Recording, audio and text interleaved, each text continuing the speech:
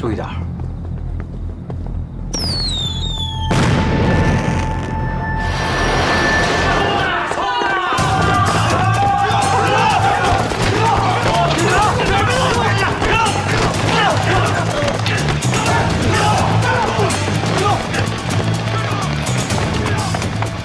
龙哥，这边，快传我的。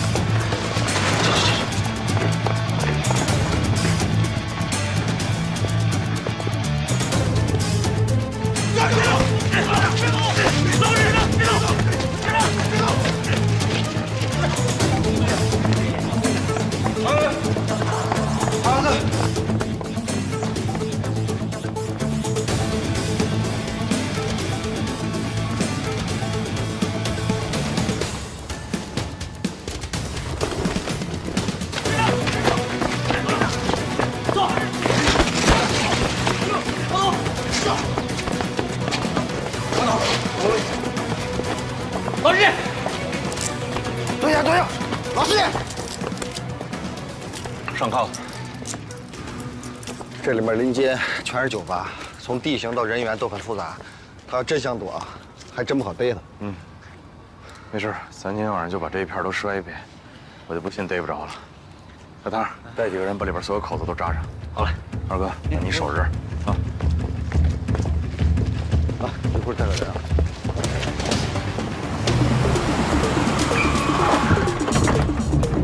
一组那边，2组3两，3组那边，4组跟我来。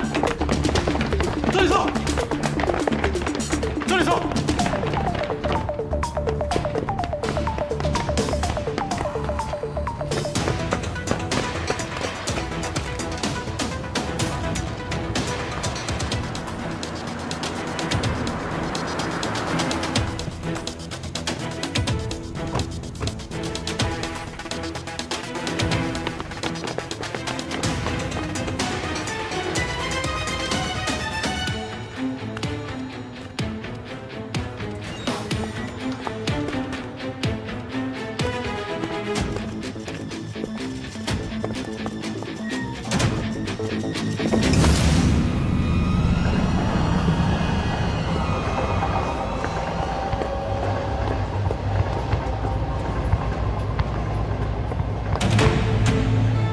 哎，这是什么？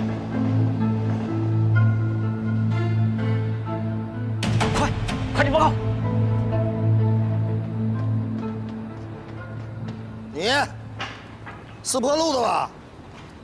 你妈一个人带着你们兄妹俩容易吗？出来混！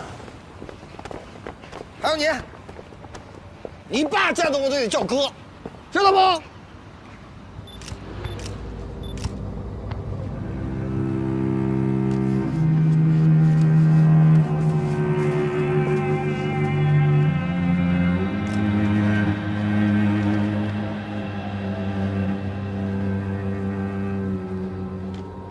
知道今天多大事吗？你们就敢替人背锅？对对，年纪轻轻的不学好，不学好人找到了行了吧你？但是已经死了。学这么蠢，人家挖坑你们就往里跳，人家投轮你们就拔圈啊！啊，对对对，看人警官教训的多好，都记住啊。给你脸了是吧？谁让你说话了？哎，好汉哥，叫人，好汉哥，好汉哥，有事靠我。闭嘴！人带上，带走，走，你们散了，散了，散了，听见我说话没有？走，快！别让我再看见你们啊！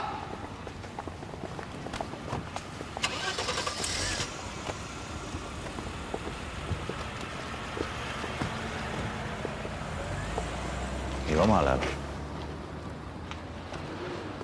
我经过啊，看个热闹。有什么热闹可看的？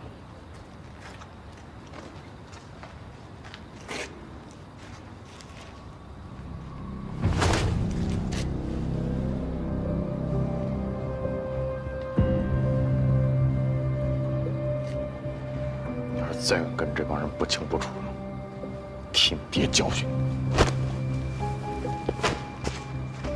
喂，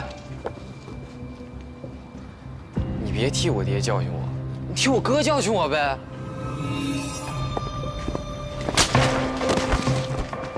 啊，滚！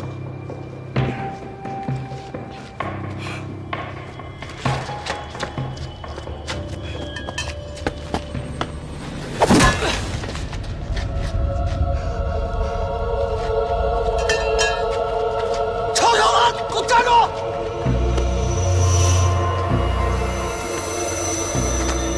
郭明，郭明，你没事吧？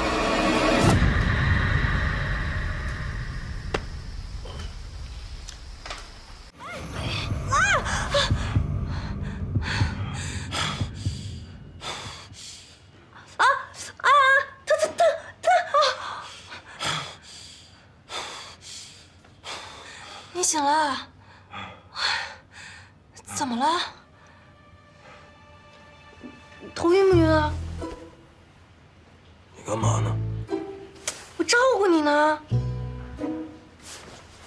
怎么了？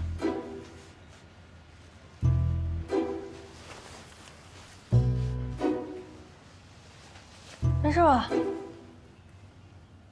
我怎么了？你晕倒了。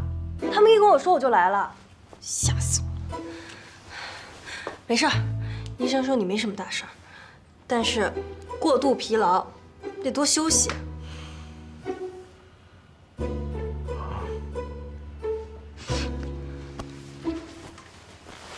我睡了多长时间10来个小时呢。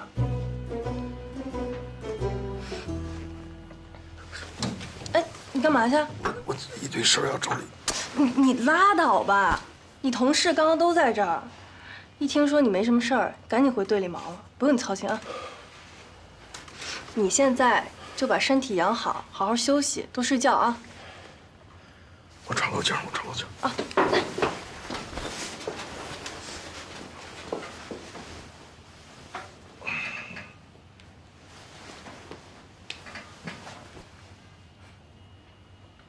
你不硌得慌吗？没事啊。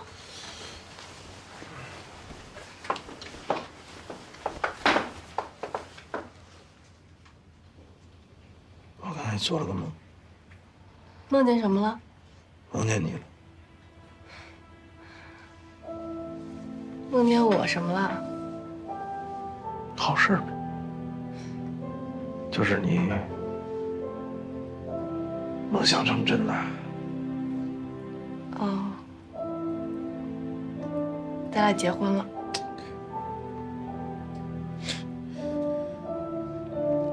就是你真的在云南开了客栈？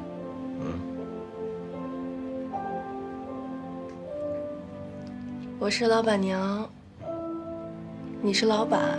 我是工商局的。少来吧，你撒谎我能看出来了。真是。行，做个梦也跟我对着干，是吧？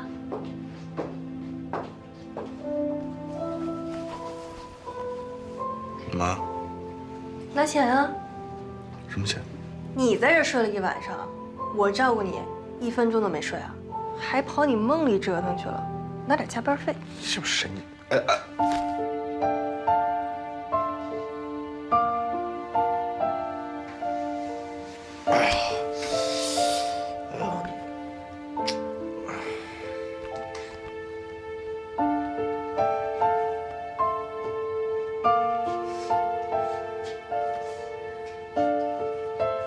你的梦你做主，但现在的你，我做主。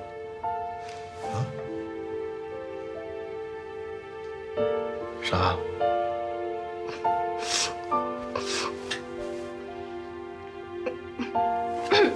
笑什么？哎，都喷着我。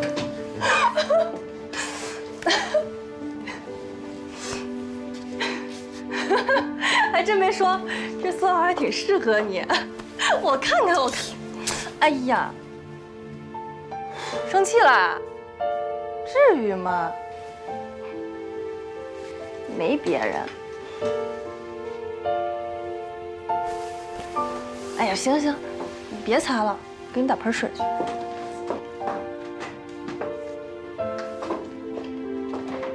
小气。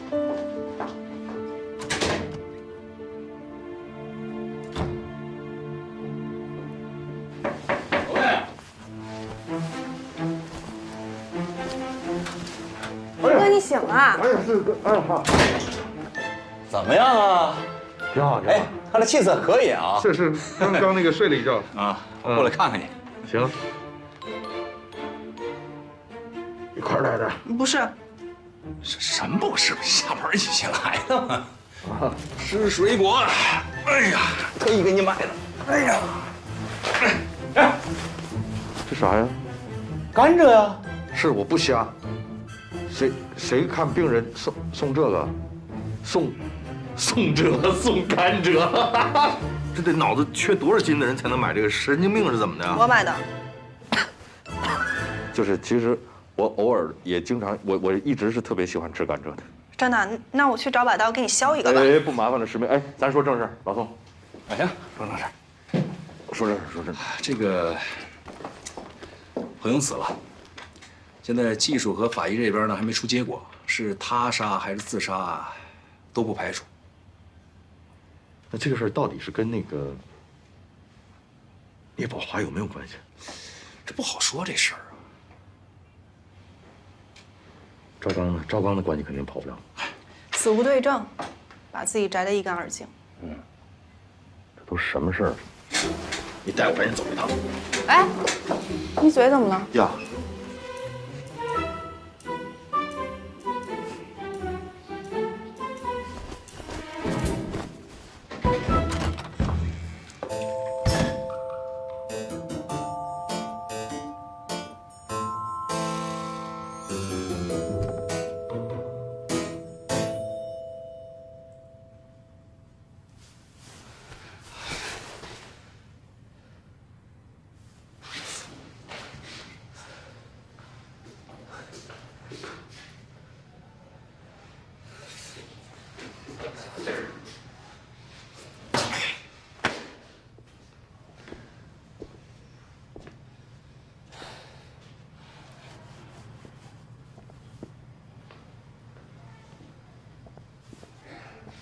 你们什么意思？什么时候放我出去？给个痛快话！陈浩瀚，你知道你这次干的事儿后果有多严重吗？啊？他不会死了吧？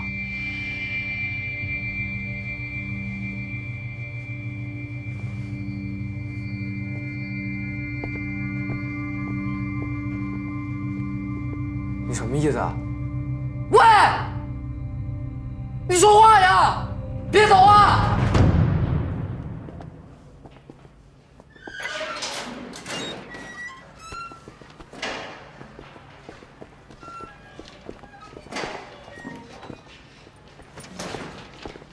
哎，老总，哎，你咋来了？伤怎么样了？我没事。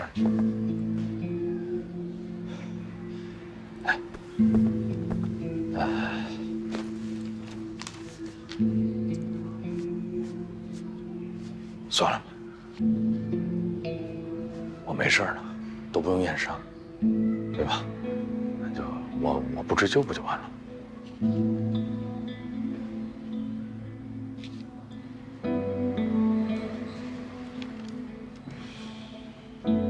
你说你对这个孩子真是你，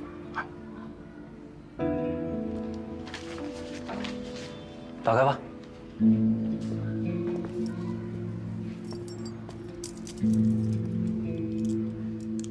我借个地方。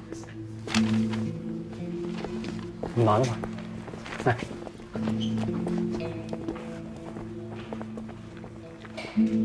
哎，添麻烦了。去啊。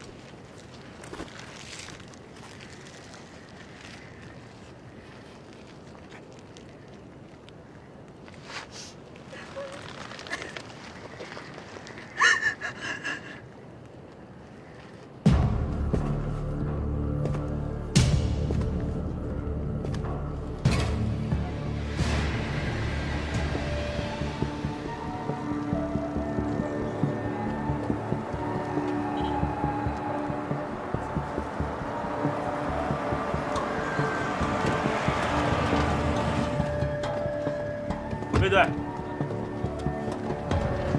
啥情况？回队，发现一具女尸。附近了解一下情况啊。好。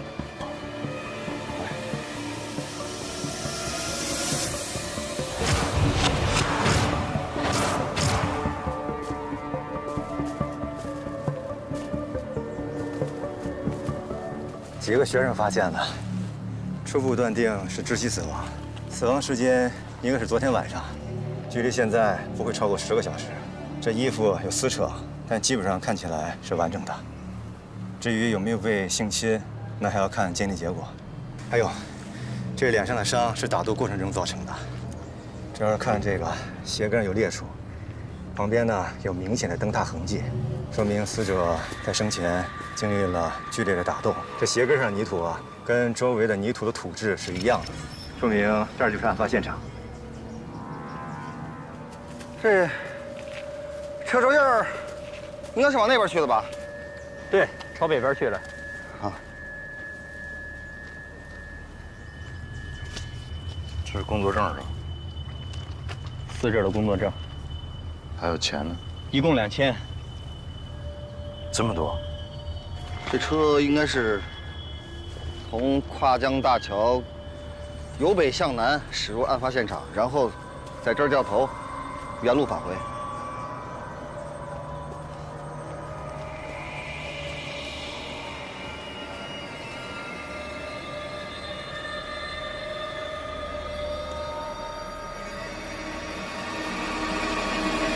死者姓名李雪梅，死亡时间初步判定是凌晨3点到5点之间。死亡原因机械性窒息，其颈部的勒痕和他的书包带完全吻合。还有，死者生前遭受过性侵。现在死者身份核实了？核实了，照片对比一致，电业局那边也打电话了，确有此人。光打电话不够，你们俩会后再去一趟电业局。好。一个是进一步核实身份，一个是摸一下他社会关系。好。头儿，我认为这是个临时起意的案子，要不然怎么连证件都留在案发现场，并且2000块钱都没拿走呢？怎么个临时起意呢？就是说，犯罪嫌疑人性侵之后并没有打算杀人，而是受害者穿完衣服不小心激怒了他。比如说，我要报案，这才杀人灭口，慌乱之中也没有拿任何东西。也并不一定非要说报案激怒受害人吧，是不是也有别的可能？这个可能我们要找出来。我先问一个问题啊，这受害人怎么跑到这儿来的？现场有轮胎痕迹。那我明白了，假设开车的人就是凶手，那么凶手有没有可能是在别的地点临时起意性侵了受害人，然后再把他拉到案发现场进行抛尸？头刚才已经说过了，人是怎么来到这儿的？被性侵之后，心甘情愿跟着犯罪嫌疑人来到这儿，等死啊！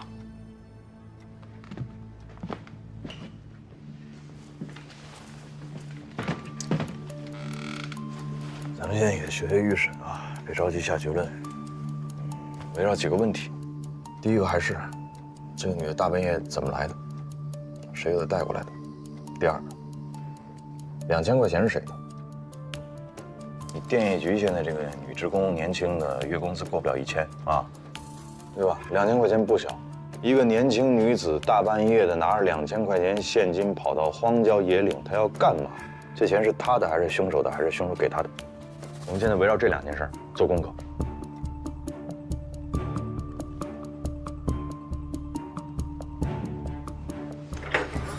性侵伴随着暴力击打，死者是被勒死的。你看啊，这脖子上的勒痕，这是左边，这是右边，左边要比右边明显要重，看出来了吗？这意味着什么？左撇子。对，凶手应该是个左撇子。不过啊，我跟你讲，你别听到左撇子你就激动啊。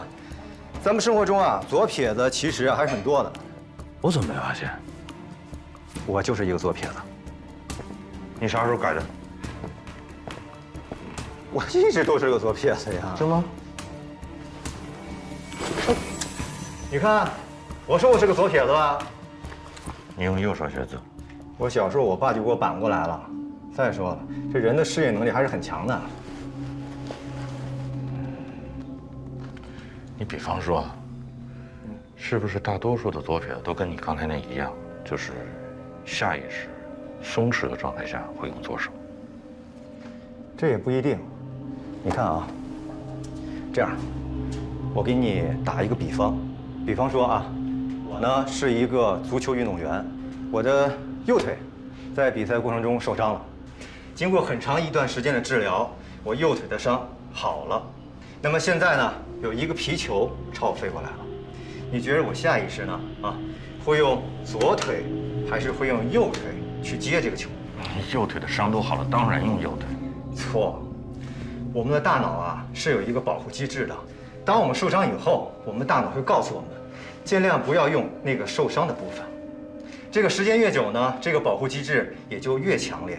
我们右腿上的伤虽然是好了，但是我们这个保护机制是有一个延时性的。所以当这个皮球飞过来的时候啊，我们大脑考虑的并不是左腿还是右腿去接这个球，而是会去想，用那只没有受伤的腿去接这个球。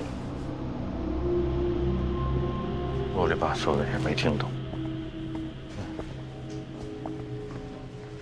反正我知道，这个凶手有可能是个左撇子。对，你看，看见没？这是。这个淤痕，两边都有是吧？对，两边都有。两边程度不一样。这种啊有两种可能，你看啊，第一种就是说，他使用的力量不均匀，还有一种就是两个或者两个人以上把它控制住的。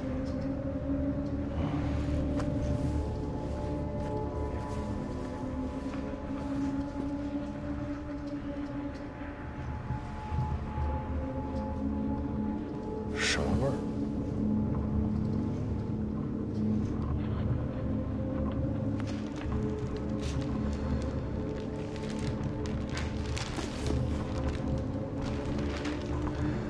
这辈子现在连警犬的活都抢，哪儿那么多废话？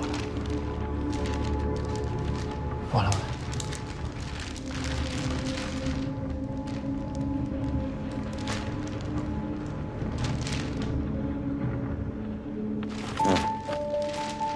什么发现？烟味不小。那不稀奇啊，现在抽烟的女孩可不少。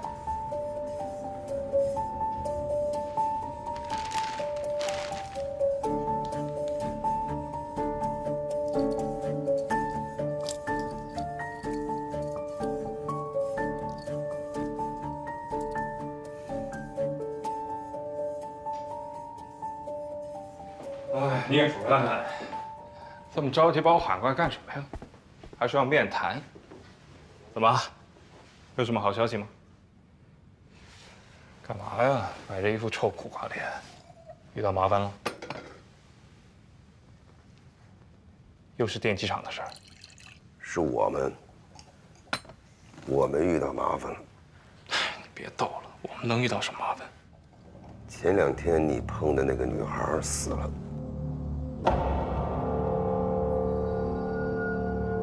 死了？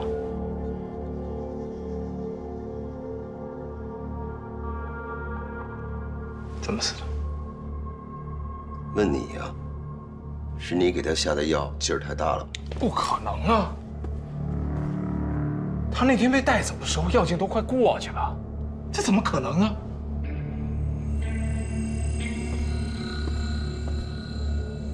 这不会是自杀吧？至于啊？怎么死的还不知道。我知道的是，这个案子现在落到了魏国平手里，真查下来，能说得清吗？说得清？我说清什么呀？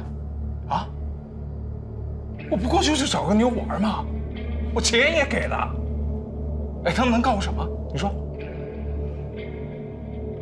这事儿是不是你找人干的？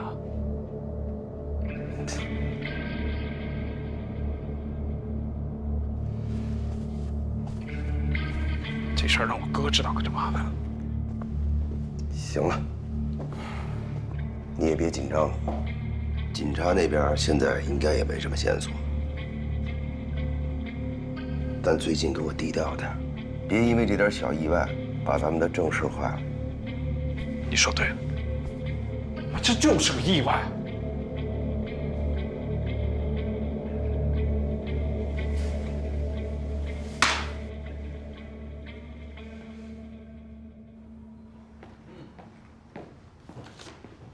哟，发工资了。哎，给我们领回来了。嗯。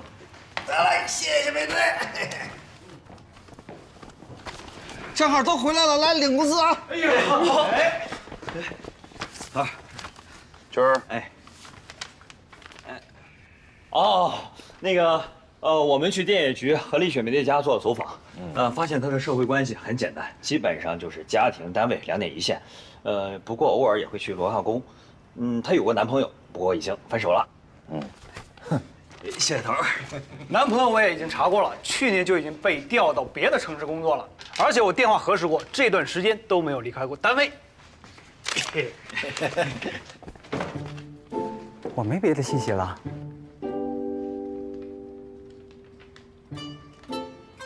这么着，你根据他们刚才说的，把这个李雪梅案发当天晚上这个轨迹，你给我画出来。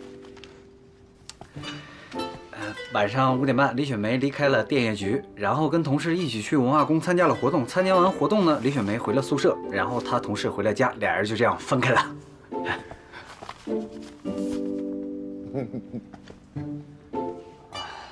还有就是啊，她家庭条件很一般，平时很节俭，那包里的钱应该不是她的。不是他的钱，那难道说是涉及到色情交易了？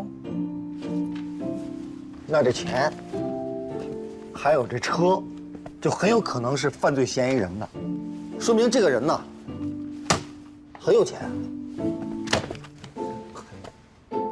哎，这李雪梅平时有没有什么抽烟喝酒的习惯？据她同事说，聚会的时候会喝一点点啤酒，但最讨厌抽烟。那就说明受害人身上的烟味儿也有可能是犯罪嫌疑人留下的。对，有可能。汤儿啊，哎，你出去买几盒烟吧。哦，给我买点好烟。要一样一盒的好烟。我也没多少钱呢，啥烟算最好的烟呢？啥烟算好烟啊？就是你买不起的烟就是好烟。那我这钱也不够啊。够，有办法啊。就一张，哎，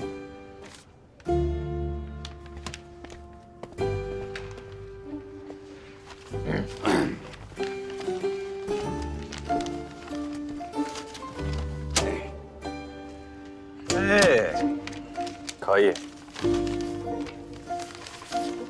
哎，我向二哥学习啊！哎，不错不错不错，好，去吧。那你呢，头？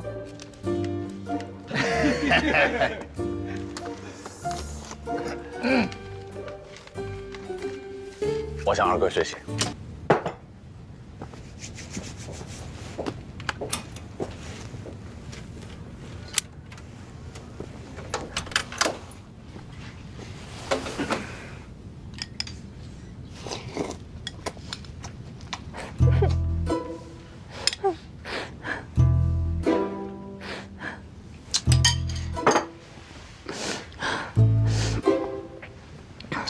有病啊！为这点事儿值当吗？闹什么幺蛾子啊？老头儿，你到底喜不喜欢我呀？你问这破玩意儿干什么？我干活呢。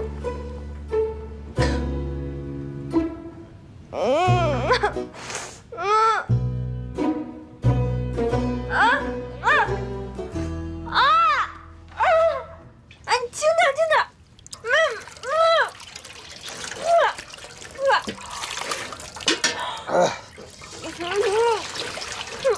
慢点。你弄得我。好了吗？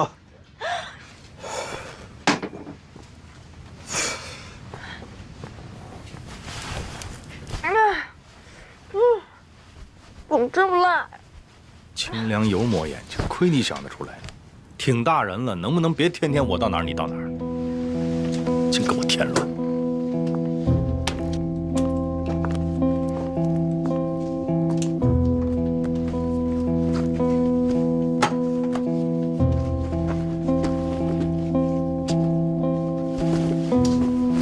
我今天过生日。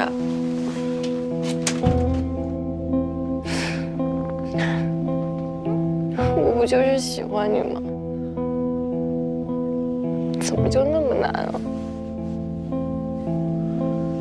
你赶紧找一个你合适的人，你赶紧嫁了，我觉得挺好的，别在这我耽误功夫，啊！你好好的呢，咱俩还能当哥们儿处着，你就这么闹，咱俩这辈子只能老死不相往来。那就老死不相往来。老头，你是不是嫌弃我？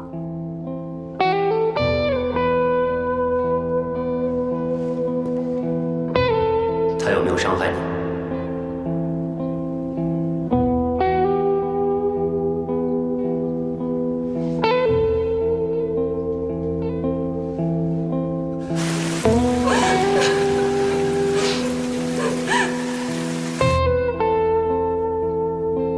没有。你确定吗？我确定。没有。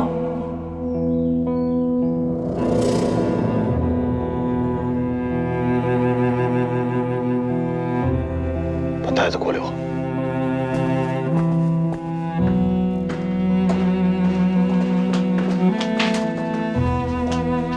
梅国平，我再也不理你了，我说的是真的。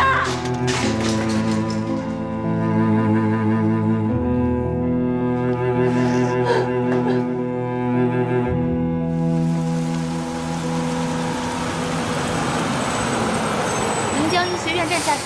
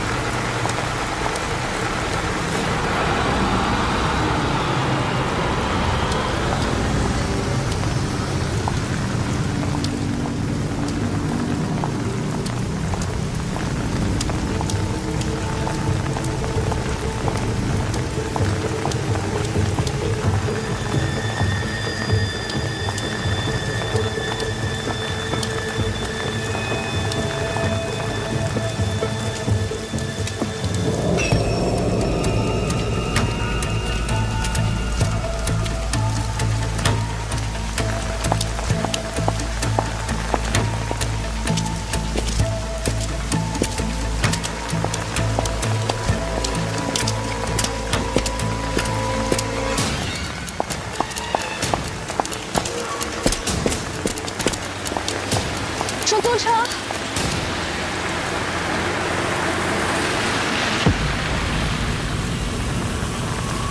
坐车吗？不用了，谢谢。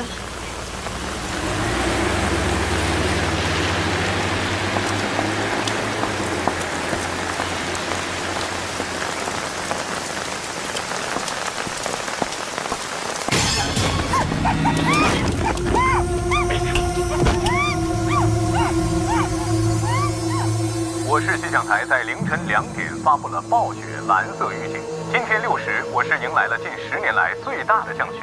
到明天14时，宁江市将持续遇加雪。降雪带来的降温和冰冻天气可能会影响您的出行，希望市民合理安排出行。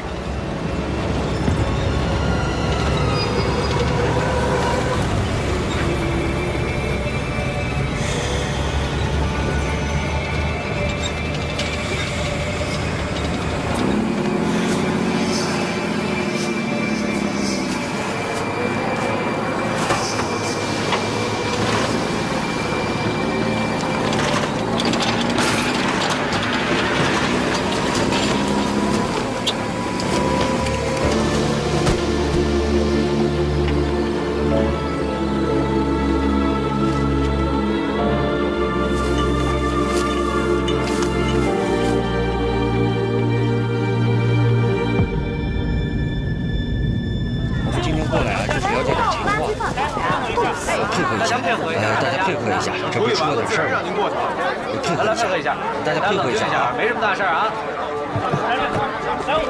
卫队，你可来了，怎么了？出大事了，不然不可能惊动你们。来，让一下。没什么大事，互相支持一下，时间不会很长的，好不好？互相配合一下。包所，往后退，往后退。这是我们豆芽桥所所长包维强。大家好，来了啊。情况是这样，今天上午5点15分，我们辖区的一个环卫工人到所里来报的案，东西呢就是这垃圾箱里发现的，现在就在他家里搁着呢。什么东西？去看看吧。走，来走。来让一下，让一下。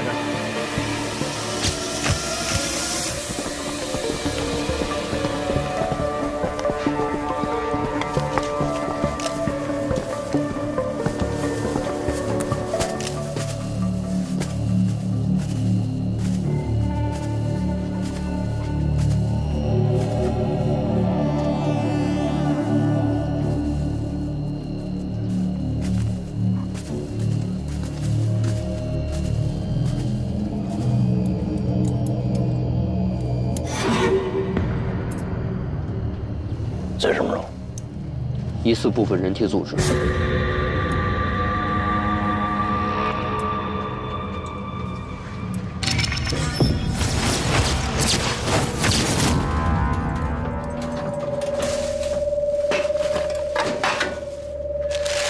据负责这一片的清洁工讲，昨天晚上干活的时候，他在垃圾点里发现了一个黑色的塑料袋，包裹得很完整，不像是一般的生活垃圾。因为以前也有人经常把食物不当作垃圾扔掉，所以他就把垃圾袋里的冻肉拿了回来。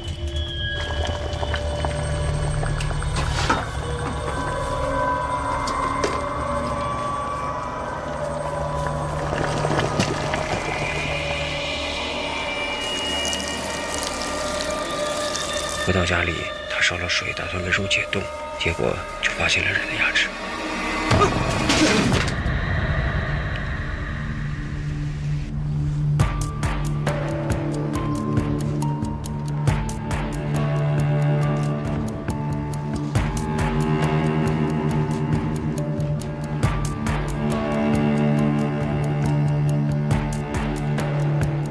二哥，2个组，3件事。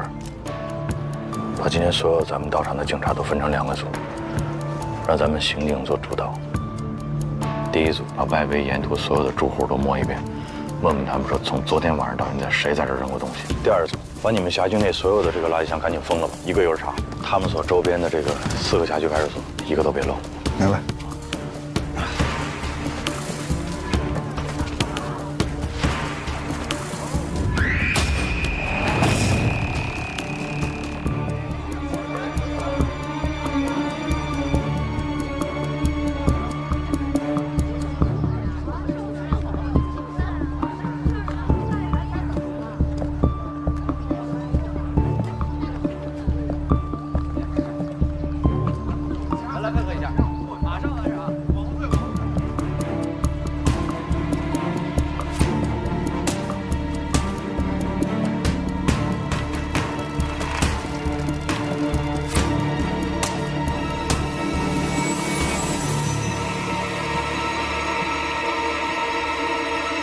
卫队，又冒了。哪儿？4坡路。3队上车。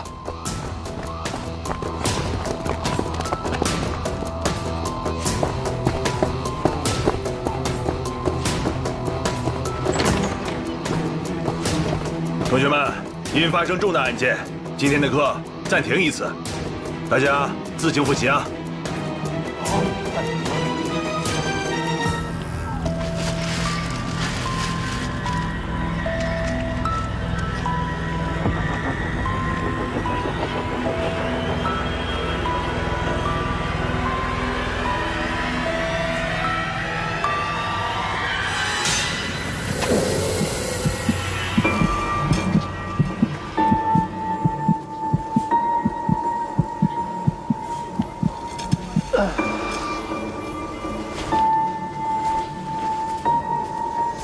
陈勇，去那边看看，了解情况。好，你跟我走。大姐，麻烦问一下，那段垃圾什么时候清的？我们一般是早晚各清理一次。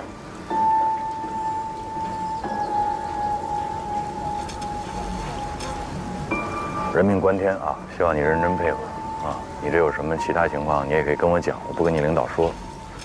什么时候清的？我前2天滑了一跤，在家里歇了1天。所以哪天清的？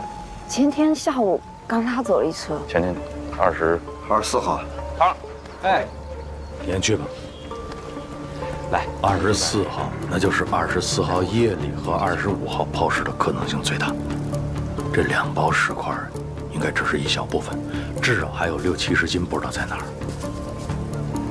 二哥，那我有没有可能把这个时间线再往前拉？比方说23、24，假设都有可能有人抛呢？那如果要这样的话，那时候抛的会不会现在已经进垃圾处理站了？很有可能。那这垃圾这个，老包，就整个咱们这一片这个垃圾啊，一般是归置到哪儿？哎呦，这样，我赶紧安排人去问。赶紧！这个包明显比豆芽桥那个包要重得多。如果那边那个包可以手提着，这个包恐怕拎不了多远。所以我怀疑凶手有交通工具，至少是个自行车。咱这么着，假设是豆芽桥、四坡路，往西颐和南路，往南华中路，这是分进路是吧？对。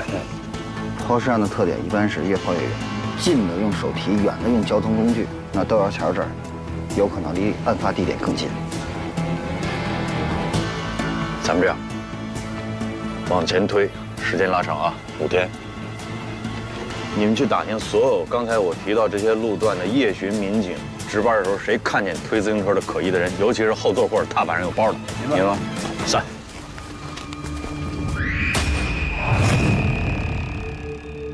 情况怎么样？结合刚才豆芽桥的，基本上是可以确定是人体组织，但是具体情况呢，要回化验室才能确认。你回化验室那是肯定的啊。你现在就是说，在假定的情况之下，你能给我什么？你估计大概？时间紧迫。根据牙齿的情况，可以判断是个年轻人。有多年轻？15到35岁之间。有点太快，你给我收点。不是，它这里面是有一个生理差异化的问题，我们需要考虑。收。根据我的经验判断，20到25的概率最大。性别？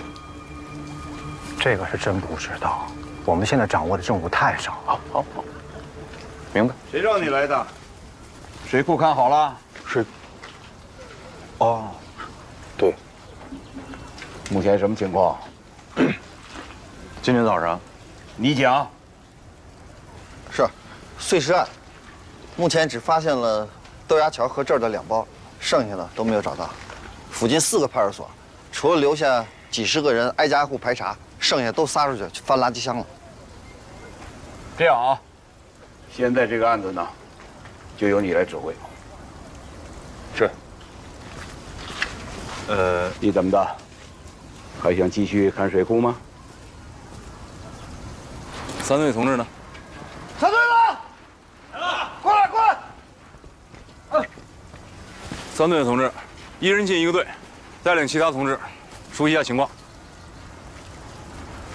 别愣着了，行动！是。咱们去那边。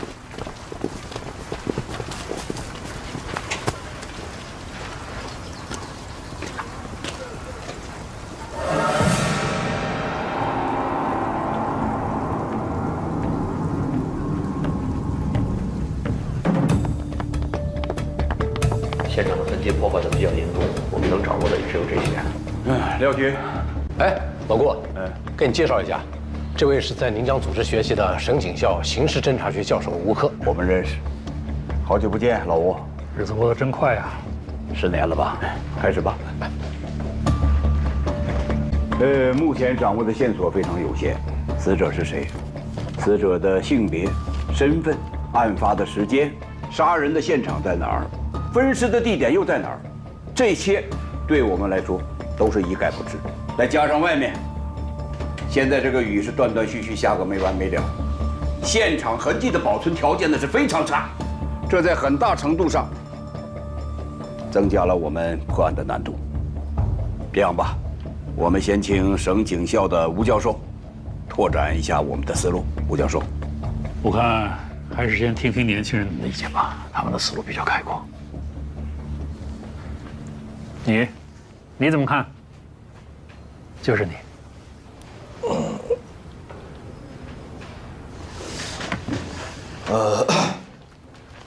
命案第一步应该先确定死者身份信息。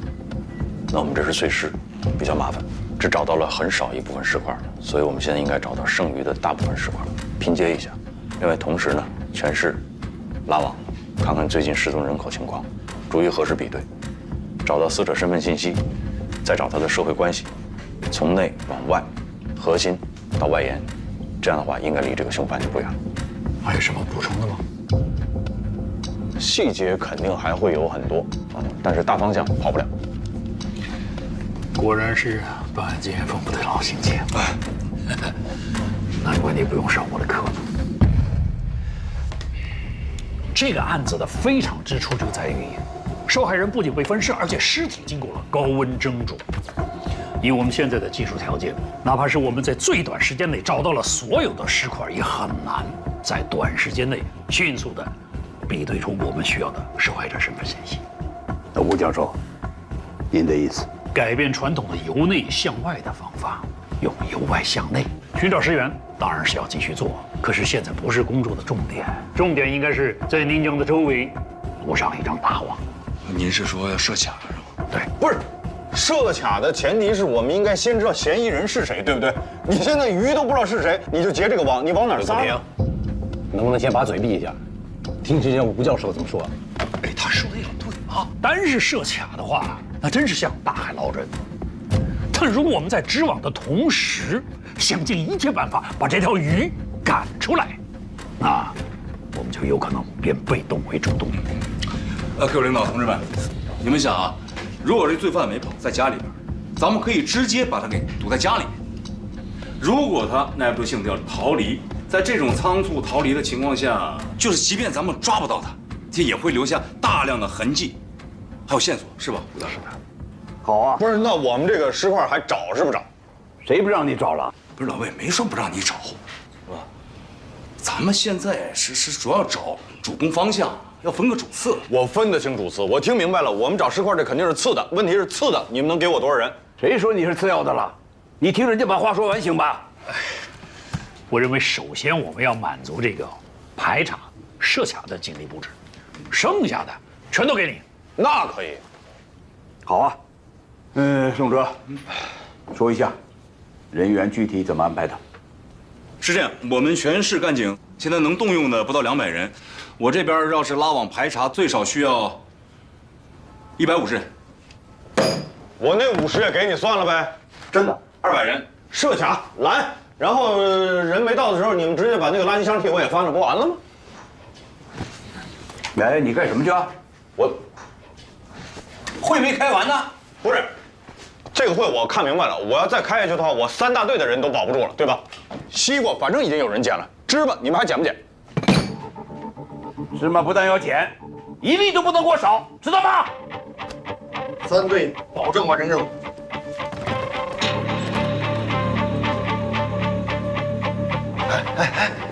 干什么呢你？人家毕竟是省里来的专家。是啊，宋哲在就够了，我们不做别的工作吗？怎么样？各居民点垃圾箱都没有发现新的情况。咱不管他那个，我们干我们的，找尸块还是第一要务。所以垃圾中门呢必须得找，再不找来不及了。几位领导，我问一下啊，因为每天离开咱们泥江的人比较多，我们怎么才能迅速判断出谁是凶手的？这种程度的分尸，其实是很难办到的。因此，我们怀疑这个凶犯他应该具备有相当的外科手术能力的人，或者是有在杀身处的经验。他还需要独立的、可以操作的空间。找个人捎给我师傅。就说这是我补充发言。好，走。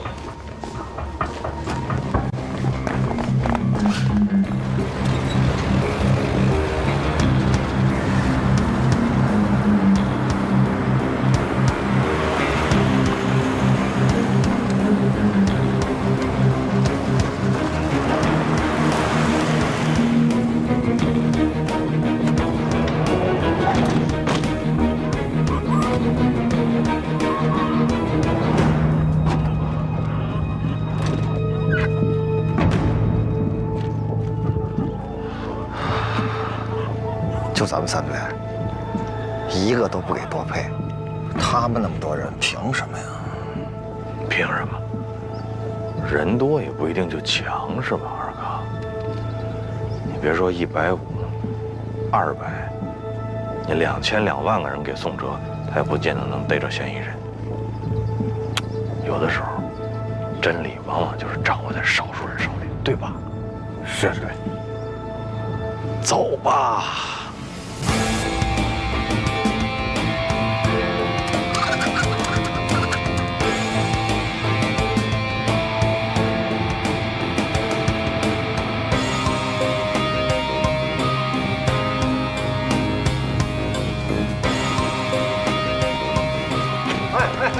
你们干嘛的？你好，是刑警队的，把你们这个垃圾车停运一下，我们要检查。检查？没接到领导通知啊。那我们现在就通知你。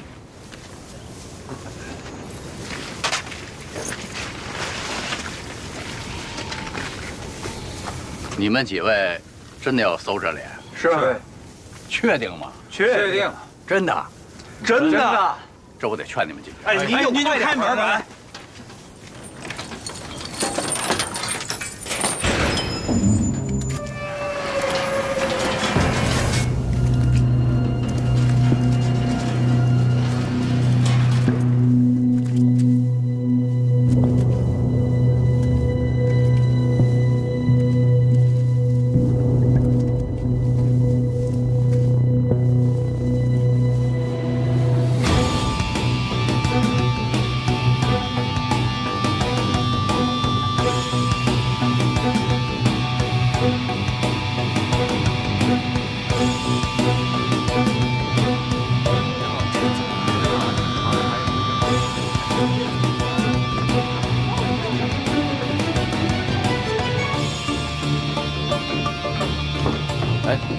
不觉啊！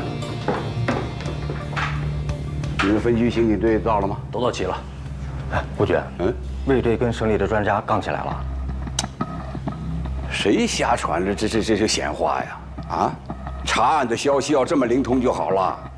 顾局，听说省里的专家要插手咱们的案子。不会吧？我们的案子让别人插手，这太不合适了呀！胡说八道什么？你们不是来办案的？顾局，大伙儿的去支援卫队。对，到底要搞什么？你们？顾局，这是卫队长交给您的。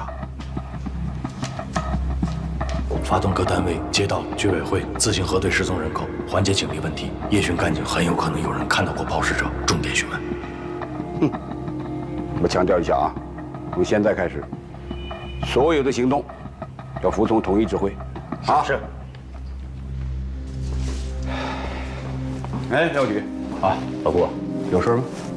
有点事跟你说。你说说这个魏国平啊，这前段时间我刚刚向上级汇报过干部考察的事儿，这混小子今儿就给我来这么一出。你说说，让上级领导怎么看待咱们选拔干部？难道就让他们看现在年轻人敢在专案组的会议上和领导叫板？哎，是，这种行为确实不应该鼓励。哎，对了，垃圾场那边有什么消息了吗？还没有。廖局，任何侦破工作，除了严谨缜密的刑侦手段，运气也是缺不了的。做，就他那运气，完了啊！我走了。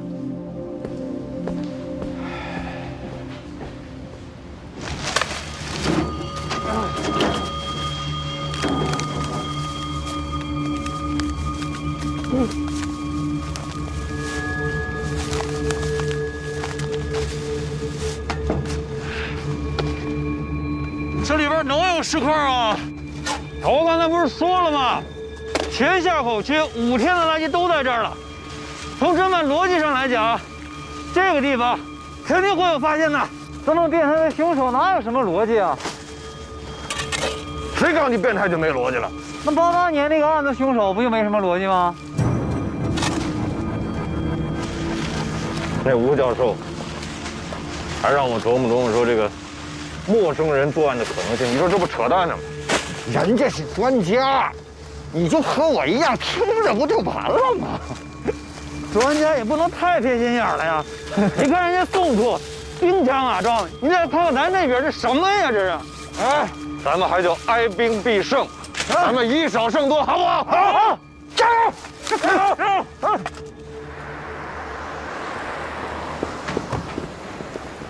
哎，顾局，我正好要找您。现在这么一个情况啊，现在尸块啊没找全，有2种可能：一是他们已经抛完了，咱们没有找到；第二种呢是还没有抛完。如果是第2种情况的话，他就要急于的出手，我们可以引蛇出洞。引蛇出洞啊？那你是想瓮中捉鳖了？对，小子可以呀。哼，那就按照你自己的想法，大胆做就是了。不是，这是吴教授的建议。是咱们的案子，还是人家的案子？当然是咱们的。咱们的案子，你现在有没有自己的主张？有是有，但是我是觉得人家毕竟是专家呀，又是教授，听听人家的意见没什么坏处。优柔寡断、磨磨唧唧的，你自己又不是没有这个能力，是不是？记住喽，越是在关键的时刻，越要自信。在这点上，魏国兵就比你强，但是他是太过了，你是太软了，2个人都不到位。我告诉你，一个案子的主办人，在听取别人意见的同时，更要结合自己的调查，拓展自己的思路。关键的时候，要命的当口，果断的下判断，知道吗？是，干活。哎，瞧你这点出息！是。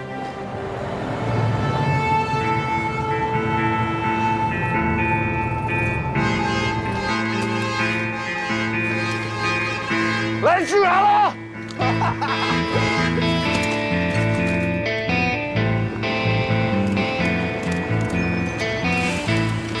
高云啊，高云，除了总厂保卫处的同志，还有1分厂、2分厂、3分厂。好家伙，这家底全折腾过来了，还是咱们工人有力量啊！保卫人民生命财产，怎么能少了我们呢？你这次就是不求助，顾师傅早就给我交代了，他是很心疼你的。给大家下任务吧。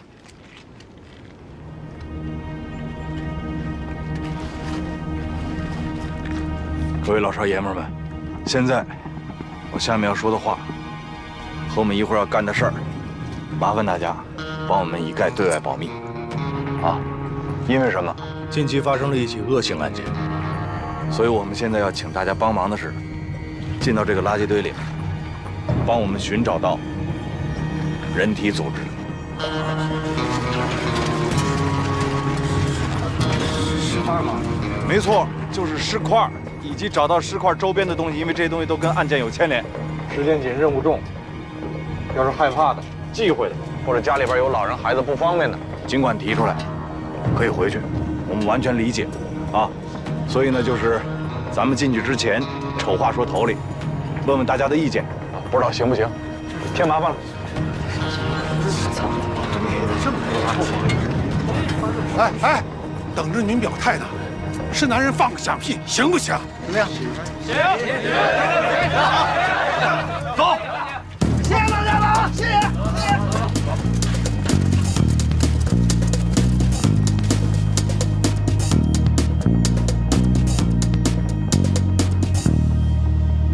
宋总，哎，新的讯问笔录啊，去吧。您看一下。不用了。每份笔录按时间线排序，交叉比对，尽量详尽的还原具体情况。明白。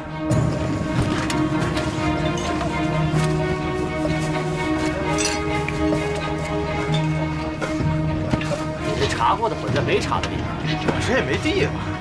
这么多人在这翻，都乱了套了。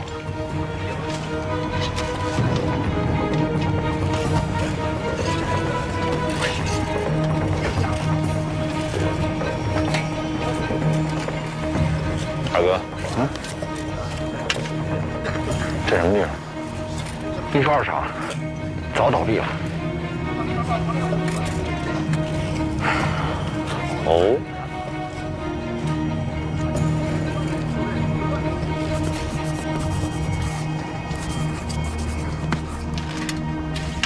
我们现在啊，查过的和没查过的垃圾已经快混到一块儿了，得想办法区分一下，好吧？好吧，师傅。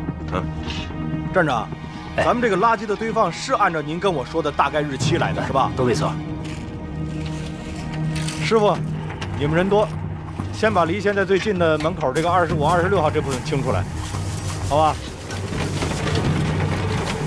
彭勇，你带组人，在围墙西头开个口子，把已经检查过的往印刷厂大院里边排。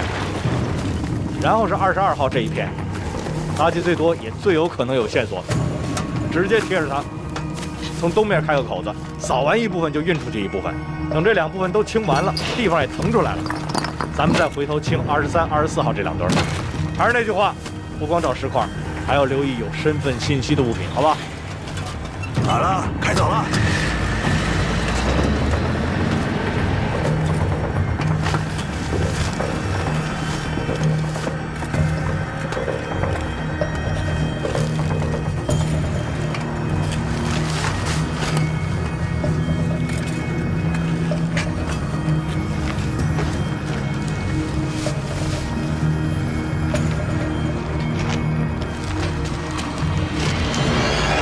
别动！后撤！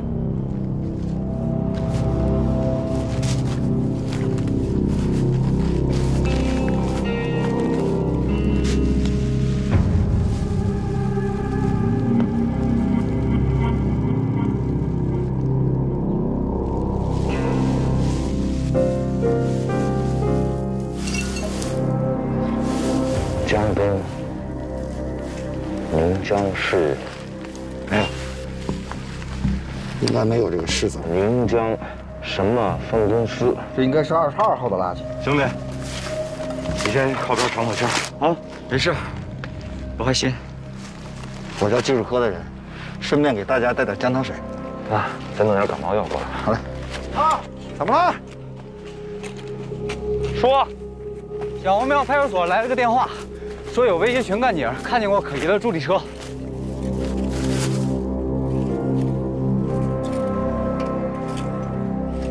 大哥，哎，我跟他去一趟，你把这套看好了。好嘞，赶紧让技术过来。离开那会儿，这个东西现在谁也不许动，明白吗？我们这片啊本来就很偏，过了晚上10点，马路上基本上就没什么人了。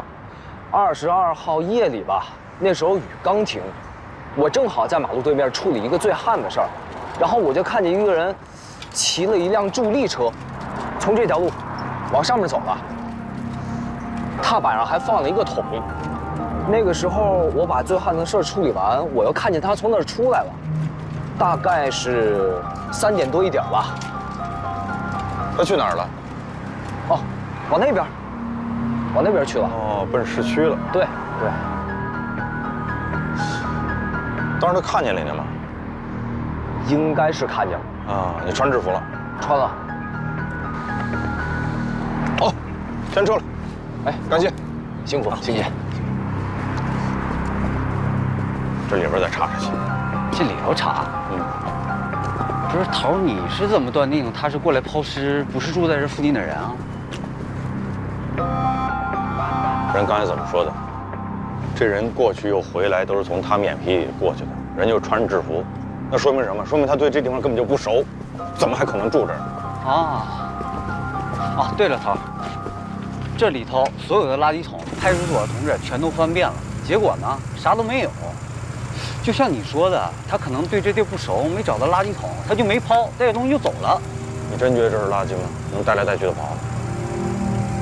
那就算那里头有啥，你不会认为就凭咱俩就能把东西翻上，不回队里？你现在啊，帮我一忙，做好一件事啊。这啥事儿？把嘴闭上。好。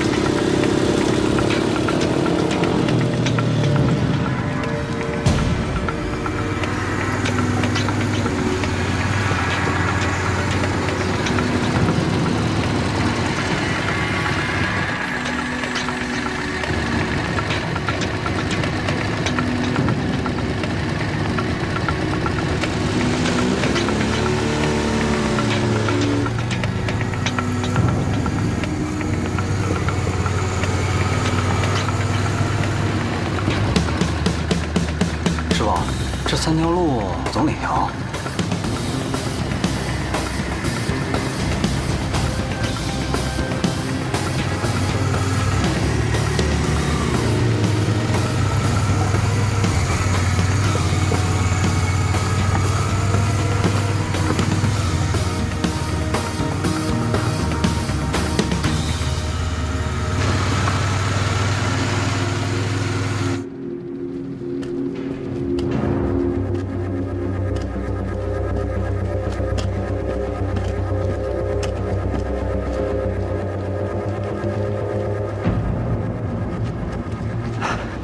这店可太容易藏东西了，找都不好找，一点火什么都没了。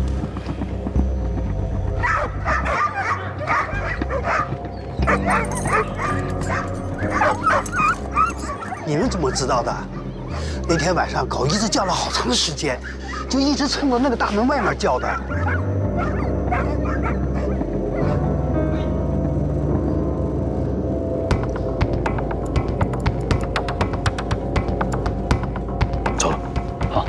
谢谢啊。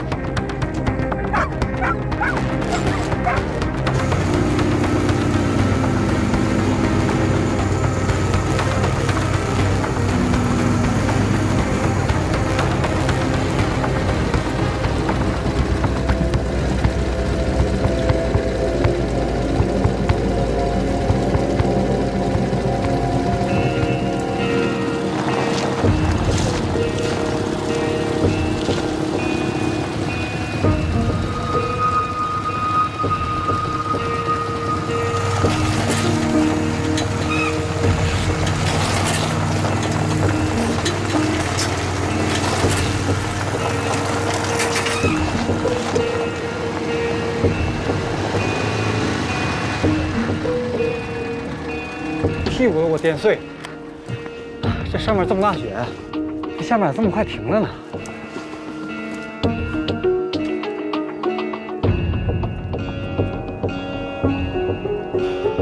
哎呦，这么陡的坡啊，要没我，你骑都骑不上去啊！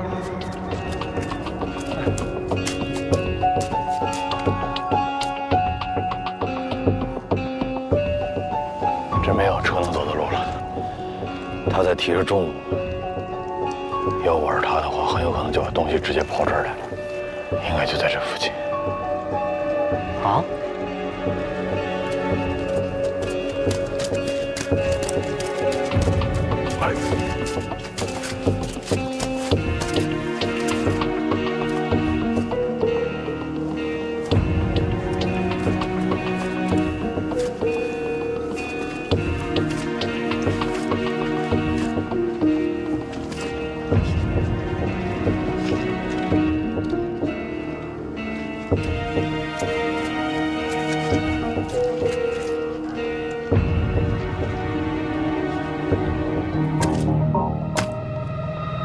桶的印子。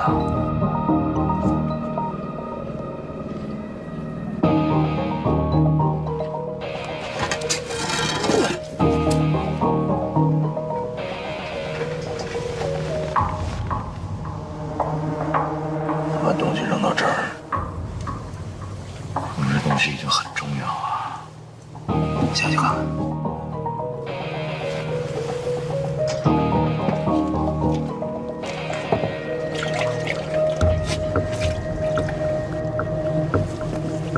仔细点啊！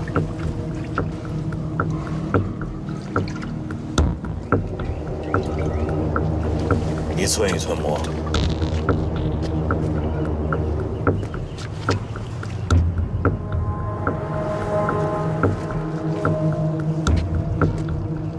每个角落都摸遍了。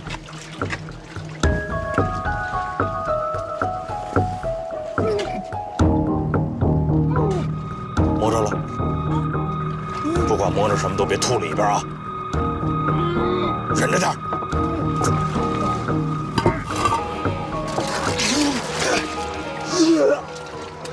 飞，出来，让你看看什么叫师傅。